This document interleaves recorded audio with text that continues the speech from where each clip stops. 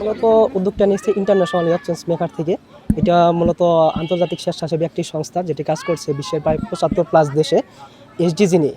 তো এসডিজির 17টা লক্ষ্যমাত্রা আছে, কিন্তু সবার কারণে সম্ভব হয় না যে পুরোটা 17টা লক্ষ্যমাত্রা নিয়ে একসাথে কাজ করার জন্য। তো আমরা মূলত কাজ করতে তার 6টা পয়েন্ট নিয়ে। একটা হলো গিয়ে যুবকদের এবং শিশুদের অধিকার নিয়ে, আরেকটা হলো গিয়ে সাইবার বুলিং নিয়ে, এরপর হলো গিয়ে জলবায়ু পরিবর্তন। আর এরই ধারাবাহিকতা এসডিজি 3 এর আন্ডারে আমরা কাজ করতেছি মানসিক স্বাস্থ্য এবং অন্যান্য স্বাস্থ্য বিষয়ক ক্যাম্পেইন নিয়ে। তো তারই জন্য ইন্টারন্যাশনাল চেঞ্জ মেকার এখন টাঙ্গাইল জেলায় যেহেতু নতুন একটি শাখা আমাদের হাত ধরে আর কি আসছে।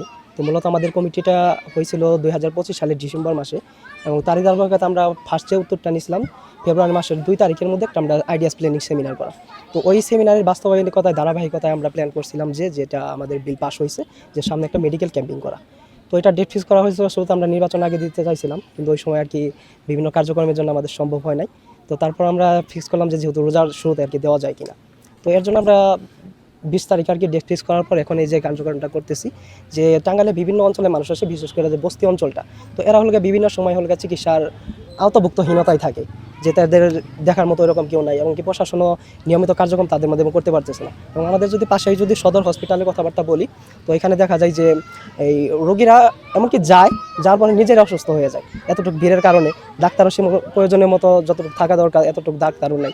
এবং পুরো বাংলাদেশে যদি কথা বলি, ওইখানেও ডাক্তারের বিশেষ চাহিদা রয়েছে, কিন্তু আমাদের যতটুকু জনসংখ্যা আছে এই অনুযায়ী আমাদের ডাক্তার নেই। তো আমাদের এই ক্ষুদ্র উদ্যোগের মাধ্যমে যেহেতু আমরাও স্টুডেন্ট, তো আমরা চেষ্টা করতেছি আমাদের যে শিক্ষাটা আছে এটা বইয়ের ভিতরে জাস্ট সীমাবদ্ধতা না রেখে এটা বাস্তবে কীভাবে প্রয়োগ করা যায়। তো আমরা তো ক্লাস 6 থেকে যদি বলি, তো ক্লাস 6-7 থেকে তো আমরা পড়ালেখা করতেছি যে এইচডিজি বলতে কিছু একটা আছে, টেকসই উন্নয়ন লক্ষ্যমাত্রা জাতিসংঘ বাস্তবায়ন করছে 2015 সাল থেকে নিয়ে 2030 সাল পর্যন্ত। তো আমাদের টার্গেট ছিল, যেহেতু আমরা এখন টাঙ্গাইলের নতুন, তো আমরা শুরুতে উদ্যোগ নিচ্ছি যে সর্বনিম্ন 50 জন থেকে আমরা সর্বোচ্চ 100 জনের ব্যবস্থা করছি। তো আমাদের প্রয়োজনীয় ওষুধও কিছু ডোনেশন হিসেবে আসছে, প্লাস হলো গিয়ে রোগীও দেখা হয়েছে প্রায় এখন পর্যন্ত 60 থেকে 70 জন দেখা হয়ে গেছে। তো আমাদের যেহেতু আজকে জুমার দিন, তো আমরা ওইভাবে টার্গেট নিয়েছিলাম, যেহেতু সম্ভব হয় না যে সমস্ত হ্যাঁ আমরা এটার জন্য আমরা মূলত টার্গেটটা নিয়েছি, যে আমাদের যে ক্যাম্পিংটা পরিচালনা করতেছি এটা যাতে আমরা ফলো আপ করতে পারি।